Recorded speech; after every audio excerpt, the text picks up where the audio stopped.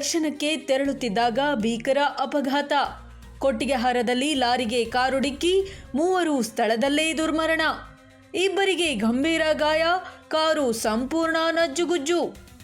ಶ್ರೀ ಕ್ಷೇತ್ರ ಧರ್ಮಸ್ಥಳದ ದರ್ಶನಕ್ಕೆ ತೆರಳುತ್ತಿದ್ದ ವೇಳೆ ಸಂಭವಿಸಿದ ಭೀಕರ ರಸ್ತೆ ಅಪಘಾತದಲ್ಲಿ ತುಮಕೂರು ಮೂಲದ 3 ಯುವಕರು ಸ್ಥಳದಲ್ಲೇ ಮೃತಪಟ್ಟಿದ್ದು, ಇಬ್ಬರು ಗಂಭೀರವಾಗಿ ಗಾಯಗೊಂಡಿರುವ ಘಟನೆ ಕೊಟ್ಟಿಗೆಹಾರದಲ್ಲಿ ನಡೆದಿದೆ.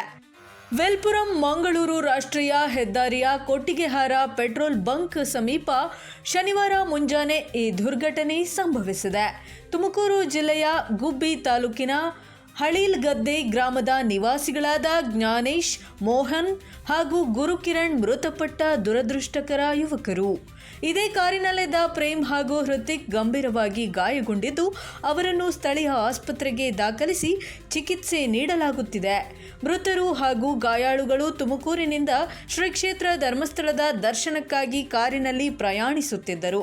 ಕೊಟ್ಟಿಗೆಹಾರದ ಪೆಟ್ರೋಲ್ ಬಂಕ್ ಮುಂಭಾಗ ರಾಷ್ಟ್ರೀಯ ಹೆದ್ದಾರಿಯ ರಸ್ತೆ ಬದಿಯಲ್ಲಿ ನಿಂತಿದ್ದ ಲಾರಿಗೆ ಕಾರು ಹಿಂಬದಿಯಿಂದ ಡಿಕ್ಕಿ ಹೊಡೆದಿದೆ ಎನ್ನಲಾಗಿದೆ.